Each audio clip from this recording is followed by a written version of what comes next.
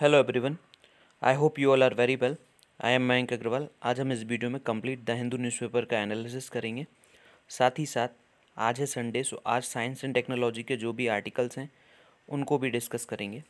So video को start करने से पहले अगर आपने अभी तक चैनल को सब्सक्राइब नहीं किया है तो चैनल को सब्सक्राइब कर लीजिए और वीडियो को लाइक कीजिए। सबसे फर्स्ट जो न्यूज़ है, जो इंडिया में वैक्सीनेशन ड्राइव है जिसमें कि 27 करोड़ लोगों को वैक्सीन इनएक्यूलेट की जानी है जुलाई तक, वो स्टार्ट होने वाला है 16 जनवरी को। जिसमें कि बहुत ही मेहनत एक ड्राइव है, काफ़ी बड़ी एक वैक्सीनेशन जो ड्राइव है जो इंडिया में की जाने वाली है। इसमें जो है सबसे पहले 3 करोड़ जो हेल्थ वर्कर हैं और फ्रंट लाइन वर्कर हैं उनको वैक्सीनेट किया जाना है। उसके बाद जो 27 करोड़ पीपल हैं जिसमें कि 50 ईयर्स से ऊपर और 50 ईयर्स से नीचे जिनमें कोई कोमॉर्बिडिटीज़ हैं उनको जो है वैक्सीन दी जानी है। अब यहाँ पे जो गवर्नमेंट का कोविन रजिस्टर्ड प्लेटफॉर्म है वहाँ पे 79 लाख जो बेनिफिशरीज़ हैं उनको जो है वो रिकॉर्ड किया जा चुका है। उनकी जो डिटेल्स है वहाँ पे फिल की जा चुकी हैं। वो एक तरह से ऐसा सिस्टम है जिसमें कि किसको वैक्सीन दी जानी है, कब एक तरह से वैक्सीन को इनएक्यूलेट किया गया है, उसका सेकेंड डोज कब दिया जाएगा, और अगर कोई उसके एडवर्स इफेक्ट होते हैं तो उसको भी ऑनलाइन ही रजिस्टर किया जा सकता है। तो इस तरह का जो सिस्टम है वो कोविन का सिस्टम है। अब यहाँ पे 61,000 जो हैं वो प्रोग्राम मैनेजर्स हैं, 2 लाख वैक्सीनेटर्स हैं और 3.7 लाख अदर वैक्सीन टीम्स हैं। साथ ही साथ जो इंडिया की जो 2 वैक्सीन हैं, एक है कोविडशील्ड और दूसरा जो कोवैक्सीन। कोविडशील्ड वो जो है वो सीरम इंस्टीट्यूट ऑफ इंडिया ने जो है प्रिपेयर की है, ऑक्सफोर्ड एस्ट्रोजेनिका की वो वैक्सीन है, और दूसरा जो कोवैक्सीन है वो भारत बायोटेक जो हैदराबाद बेस्ड एक कंपनी है उसने प्रिपेयर की है। अब यहाँ से इंडिया का जो रास्ता है आत्मनिर्भर भारत के लिए वो तो ओपन होता ही है, साथ में जो वर्ल्ड के इंपोर्ट का एवेन्यू, बहुत बड़ा एवेन्यू भारत के लिए ओपन हुआ है। जैसे कि नेपाल, श्रीलंका, ये जो कंट्रीज़ हैं, म्यांमार, इन कंट्रीज़ के जो मिनिस्टर्स हैं, जो हेड ऑफ़ द स्टेट्स हैं, उन्होंने भी इंडिया से वैक्सीन्स की डिमांड की है। साथ में ब्राज़ील है, उसने भी वैक्सीन की जो है इंडिया से डिमांड रखी है। तो एक तरह से यहाँ पे काफ़ी अच्छी अपॉर्चुनिटी है इंडिया के एक्सपोर्ट के लिए, जहाँ पे इंडिया जो है वैक्सीन को एक्सपोर्ट कर सकता है अदर कंट्रीज़ को। अब यहाँ पे next 10 babies killed in fire eight Maharashtra hospital. तो अब यहाँ पे बात की जाए जो सिक न्यूबॉर्न केयर यूनिट जो SNCU यूनिट है भंडारा डिस्ट्रिक्ट में जनरल हॉस्पिटल महाराष्ट्र में, वहाँ पे जो हैं वो 10 बेबीज़ जो हैं वो फायर आउटब्रेक में किल हो गए। तो ये एक तरह से गवर्नमेंट की जो ऑफिसर्स हैं उनकी इनएफिशिएंसी को शो करता है। साथ में जो है गवर्नमेंट ऑफिसर्स या जो हॉस्पिटल का स्टाफ है उसने अपना काम काफ़ी अच्छे से नहीं किया, वहाँ पे मेंटेनेंस प्रॉपर नहीं था। बिकॉज ऑफ दैट इन्फेंट्स को अपनी जो जान है वो गंवानी पड़ी।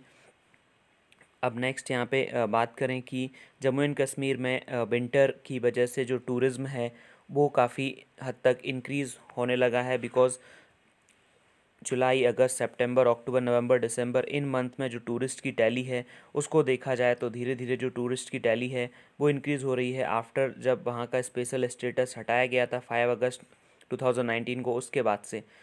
अब यहाँ पे फर्स्ट पेज पे कोई भी ऐसी इंपॉर्टेंट न्यूज़ नहीं है जिसको हम डिस्कस करें।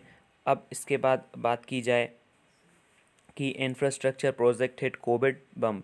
तो आपने देखा होगा कि आपके विसिनिटी में या आसपास जहाँ भी कोई भी इंफ्रास्ट्रक्चर प्रोजेक्ट बिफोर कोविड चल रहा होगा वो अभी भी ऑनगोइंग है। बिकॉज इंफ्रास्ट्रक्चर के जो भी प्रोजेक्ट थे उसको कोविड ने बहुत बैडली हिट किया है। बिकॉज गवर्नमेंट की जो फंडिंग है उसको बहुत ज़्यादा हद तक गवर्नमेंट ने उस टाइम के लिए रोक दिया था दूसरे पर्पसेस को लेके। अब इसके बाद बात की जाए यहाँ पे सिटी पेज है, ये मींस ये दिल्ली का पेज है, इसको डिस्कस नहीं करेंगे। नॉर्थ एंड ईस्ट यहाँ पे बात की जाए तो कैन बेतवा की जो लिंक है उसको किया जाना है। कैन जो रिवर है वो जबलपुर डिस्ट्रिक्ट के आसपास से निकलती है एमपी में, और बेतवा जो है वो रायसेन डिस्ट्रिक्ट से निकलती है। ये जो रिवर हैं वो बुंदेलखंड रीजन जो कि एमपी और उत्तर प्रदेश दोनों में आता है, जिसमें एमपी के जो हैं पन्ना, टीकमगढ़, छतरपुर डिस्ट्रिक्ट आते हैं, और जिसमें कि यूपी के बिजनौर, महोबा, बांदा, हमीरपुर ये डिस्ट्रिक्ट आते हैं। तो यहाँ पे जो वाटर की स्कैरिसिटी है उसको एक तरह से ख़त्म किया जा सकता है अगर ये जो लिंक है वो सक्सेसफुल हो जाती है दोनों रिवर की। ये अपनी तरह का काफ़ी अच्छा एक तरह का प्रोजेक्ट होगा। इसको एक बार नोट्स के साथ देख लेते हैं। आप भी ये नोट्स एक्सेस कर सकते हैं। आपको करना ये है कि कमेंट सेक्शन में आपको लिंक मिल जाएगा टेलीग्राम का, वहाँ से आप टेलीग्राम को ज्वाइन कर सकते हैं। अब यहाँ पे 18,000 करोड़ रुपीस का प्रोजेक्ट है और जो कि डिसएग्रीमेंट है दोनों स्टेट्स के बीच में। बट यहाँ पे ये जो न्यूज़ है वो एक तरह से लास्ट ईयर अप्रैल की है। बट अभी की आज का सिनेरियो ये है, जो जल शक्ति मिनिस्टर हैं गजेंद्र सिंह शेखावत, उन्होंने अपनी बात रखी है कि दोनों स्टेट्स से जो है वो बात चल रही है और डायरेक्ट अभी वो कुछ ही टाइम के बाद जो है अपना प्लान जो है वो प्रपोज़ करेंगे इस काम के लिए। अब यहाँ पे कुछ एनवायरमेंटल जो ऑब्स्ट्रक्शंस हैं उनकी बात की जाए, बिकॉज़ ये जो रिवर है वो पन्ना टाइगर रिज़र्व से होके निकलती है। तो जो 10% ऑफ पन्ना टाइगर रिज़र्व जो है वो इस प्रोजेक्ट के कैचमेंट एरिया में आएगा, जिससे जो टाइगर का हैबिटेट है उसके लॉस्ट हो सकता है। अब यहाँ पे बात की जाए, जो 2 पार्ट प्रोजेक्ट है वो कंट्री का फर्स्ट रिवर इंटरलिंकिंग प्रोजेक्ट है और ये एक तरह से मॉडल प्लान हो सकता है अगर इसी तरह का जो भी इंटर स्टेट रिवर ट्रांसफॉर्मेशन होता है। अब यहाँ पे ये जो प्रोजेक्ट है वो इस तरह का है कि जिसमें जो सरप्लस वाटर है कैन रिवर में एमपी से उसको बेतवा रिवर में पहुंचाया जाए यूपी में, जिससे कि जो जॉर्ड प्रॉन बुंदेलखंड रीजन है जो कि डिस्ट्रिक्ट ऑफ 2 स्टेट जैसे झांसी, बांदा, ललितपुर, महोबा यूपी के जो डिस्ट्रिक्ट्स हैं, साथ में टीकमगढ़, पन्ना और छतरपुर डिस्ट्रिक्ट ऑफ एमपी। अब यहाँ पे बात की जाए दोनों फैक्ट की, तो कैन एंड बेतवा जो रिवर है वो एमपी में ओरिजिनेट होती है और वो यमुना की ट्रिब्यूटरीज हैं। कैन मीट करती है यमुना को बांदा डिस्ट्रिक्ट ऑफ यूपी और बेतवा जो है वो हमीरपुर डिस्ट्रिक्ट ऑफ यूपी में मीट करती है। अब यहाँ पे बात की जाए कौन कौन से जो डैम हैं वो बने हुए हैं, माता टीला, राजघाट, पारीछा रिवर जो है वो बने हुए हैं और कैन रिवर जो है वो पन्ना टाइगर रिजर्व से पास होती है। और यहाँ पे पन्ना और छतरपुर की बॉर्डर में जो है घड़ियाल को भी संरक्षित किया जाता है, प्रोटेक्ट किया जाता है, तो वहाँ पे जो है वाइल्ड लाइफ सेंचुरी भी है। अब यहाँ पे बेनिफिट क्या है इंटरलिंकिंग से, तो वाटर और फूड सिक्योरिटी को इंक्रीज़ करेगा, प्रॉपर यूटिलाइजेशन हो जाएगा वाटर का और एग्रीकल्चर को बूस्ट मिलेगा, डिज़ास्टर मैनेजमेंट और ट्रांसपोर्टेशन को भी एक तरह से जो है बूस्ट दिया जा सकता है। अब यहाँ पे जो की एस्पेक्ट्स हैं 18,000 करोड़ रुपीस के can Betwa river interlinking project जो है, अब यहाँ पे बात की जाए तो ये जो रिवर है वो कैन रिवर है जो जबलपुर के आसपास निकलती है। दूसरी ये रिवर है जो कि बेतवा जो रायसेन डिस्ट्रिक्ट से निकलती है। तो उसके बाद ये इन दोनों को लिंक करने के लिए एक कैनाल को बनाया जा रहा है, जो कि बात की जाए तो ये एमपी का पन्ना डिस्ट्रिक्ट है, ये एमपी का जो छतरपुर डिस्ट्रिक्ट है, ये सागर डिस्ट्रिक्ट है, ये टीकमगढ़, ये Lalitpur UP district UP states में आता है। तो इस तरह से इस रीजन में जो वाटर की स्कैरिसिटी है उसको दूर किया जा सकता है। 230 किलोमीटर लॉन्ग जो है कंक्रीट कैनाल वो पास होगी झांसी, बांदा, महोबा से। अब यहाँ से प्रोजेक्ट जो है यूपी एमपी को बहुत हद तक बेनिफिट करेगा, जिससे इसको वाटर मिलता रहेगा। अब यहाँ पे हैज़ार्ड यही है कि 10% जो पन्ना टाइगर रिज़र्व का एरिया है वो एक तरह से उसका डिफॉरेस्टिंग करना पड़ेगा, तभी जाके ये प्रोजेक्ट जो है वो आगे बढ़ सकता है। अब यहाँ पे बात की जाए नेक्स्ट, बर्ड फ्लू जो केरला में बहुत हद तक फैल चुका है, वहाँ पे जो एनिमल्स की कुलिंग है उसको किया जा रहा है। साथ में जो हेल्थ मिनिस्ट्री की जो टीम है जिसमें कि अलग अलग एक्सपर्ट जो हैं ministry of health and family welfare से, पब्लिक हेल्थ एक्सपर्ट रुचि जैन और नेशनल इंस्टीट्यूट ऑफ वायरोलॉजी से जो है शैलेश पवार, इस तरह के कुछ जो साइंटिस्ट हैं और डॉक्टर्स हैं वो वहाँ पे उस लोकेशन पे पहुँचे, तब जाके उन्होंने उस आउटब्रेक के बारे में पता लगाया। अब ये जो बर्ड फ्लू है वो H5N8 आउटब्रेक है।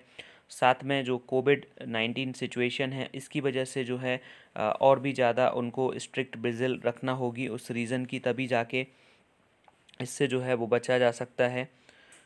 अब बात की जाए तो बर्ड फ्लू जो 5 प्लेसेस में डिटेक्ट किया गया है केरला के अलपुजा डिस्ट्रिक्ट में और कोट्टायम डिस्ट्रिक्ट में अथॉरिटीज़ ने सैंपल कलेक्ट किए थे 8 प्लेसेस में, और क्योंकि दिसंबर में मास डेथ हुई थी डक्स की, और इनको national institute of high security animal diseases Bhopal भेजा गया था एनालिसिस के, जहाँ से उनको पता चला था कि इन जो बर्ड्स हैं उनको एक तरह से बर्ड फ्लू है।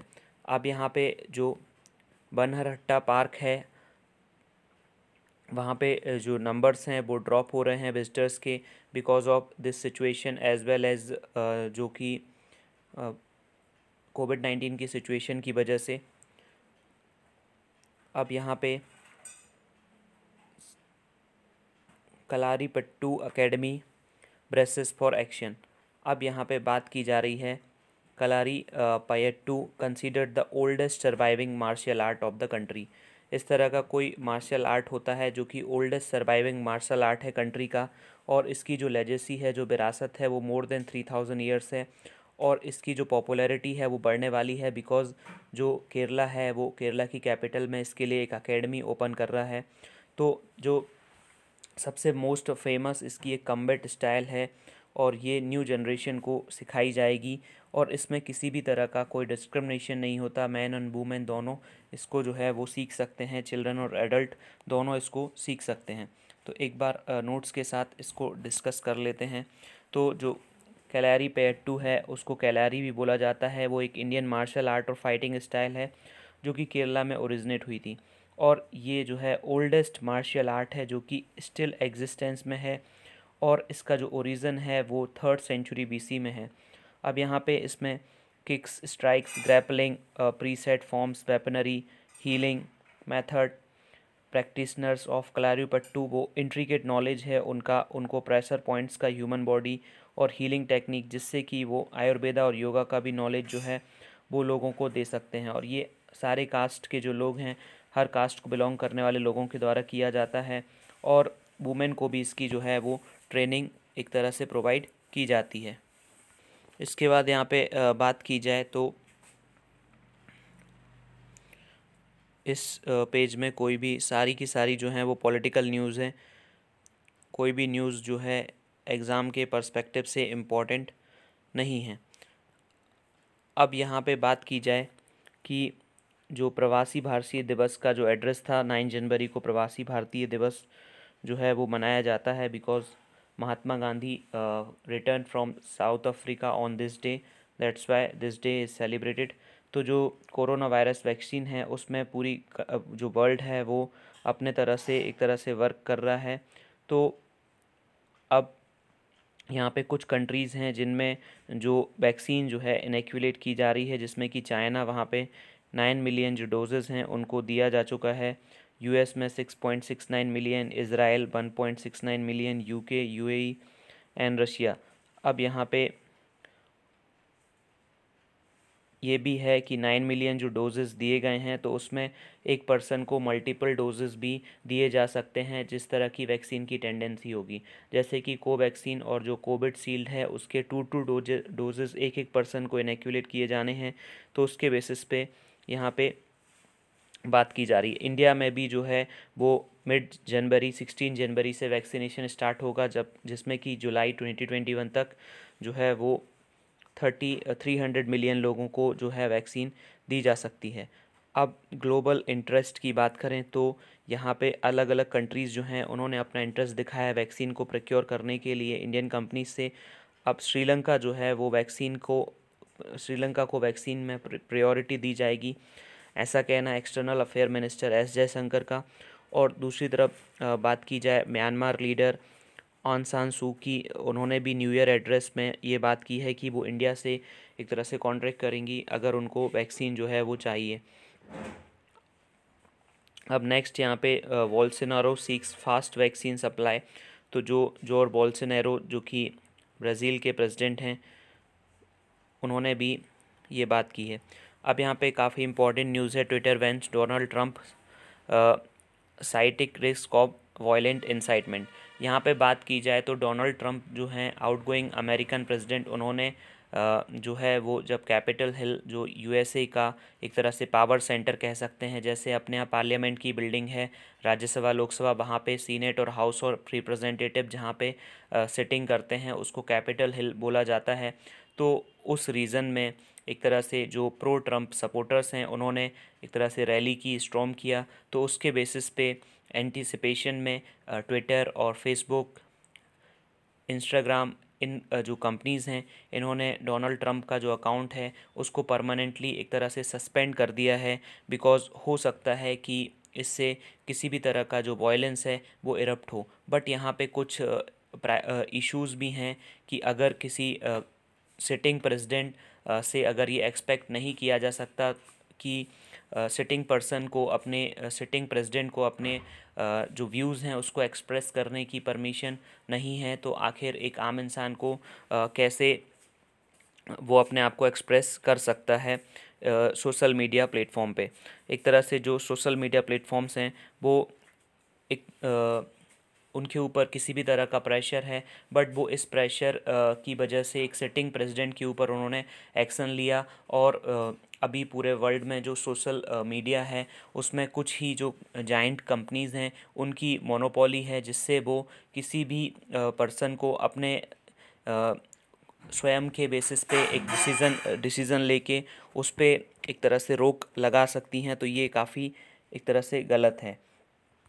अब बात की जाए नेक्स्ट जो इम्पोर्टेंट न्यूज़ है बिजनेस पेज से, कोई भी ऐसी इम्पोर्टेंट न्यूज़ नहीं है जिसको डिस्कस करें।